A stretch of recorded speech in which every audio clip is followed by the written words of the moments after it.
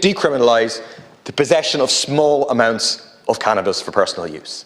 That's all. It's a tiny step in the direction we need to go, and yet the government wants to kick the can down the road and not to do it. Firstly, I really want to thank Gino for all the work he's done on this issue, on this bill, and those who have gone before him. I think Flanagan is somewhere in the gallery, but also all the campaigners, many of whom are here, who have been pushing on this issue for a long time, trying to get us in the direction of social progress. I've been in here now almost 10 years, incredibly, and I think I've learned a thing or two about how the establishment politicians react to questions of social change. And there seems to be some things that are just like truisms. That is always the case. One is that they lag behind the population. Another is that if the opportunity presents itself to kick the can down the road, they will take it, they will kick that can as far as they possibly can. And third is that they adopt the language of change, of progress, well before, if they ever, actually adopt policies which represent progress and change. And unfortunately, all three are on display here from the reaction of the government and will be on display in the course of the debate. So it's clear the people are ahead of the politicians. That's what the Citizens' Assembly shows. Citizens' Assembly is very, very clear in terms of a proper health-led approach, in terms of decriminalisation. The Citizens' Assembly came within one vote of recommending legalisation of cannabis, which I think would be the right thing to do in terms of actually taking this out of the control of the criminal gangs, having proper state control and regulation and so on. But they're very clear in terms of decriminalisation, and yet the state is dragging its heels and the politicians are dragging their heels. Secondly, kicking the can down the road. That's what the government plans to do today. So you're going to have a timed amendment and the government's going to say very reasonably, sure, we have the Citizens' Assembly, we need to take time to consider the Citizens' Assembly, we need to take that time, and therefore let's just delay this and say it passes in 9 months' time. Well, what else happens in 9 months' time? I'll tell you what else happens in 9 months' time: a general election. Maybe in 10 months' time, 11 months' time, at most in 13 months' time.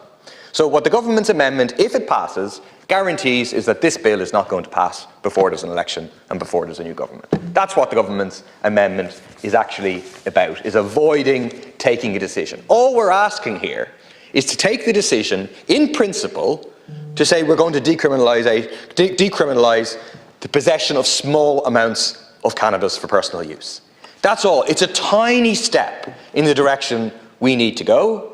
It's nowhere near even the implementation of the full Citizens' Assembly recommendations, agreeing in principle today that this is the direction that we should go, and yet the government wants to kick the can down the road and not to do it. Thirdly, the rhetoric. I mean, it is interesting, and it's a sign of the pressure that the government is under, that for the last maybe 2 years or so, if you ask about drugs in here, the government comes back and says we're in favour of a health-led approach. We're in favour of a health-led approach. They've gotten the idea that this is the language to use. But there's no aspect of a health-led approach in terms of what the government actually does. What does a health-led approach look like? There's two aspects. One is stop criminalising people for taking drugs, and the other is invest in the health services, invest in tackling inequality, in tackling deprivation, in tackling trauma, invest in addiction services, invest in the health services to actually deal with problem drug use, drug abuse and drug addiction. But that's also not happening. So the government just has the language of a health-led approach while continuing with a war on drugs criminalisation type approach, proven by the fact that there's over 12,000 recorded offences for possession of an illicit drug for personal use in 2022. Possession of an illicit drug for personal use was 70% of all drug offences for 2022. And it was summed up by Micheál Martin, the Taoiseach, being asked recently about an injection centre in Cork.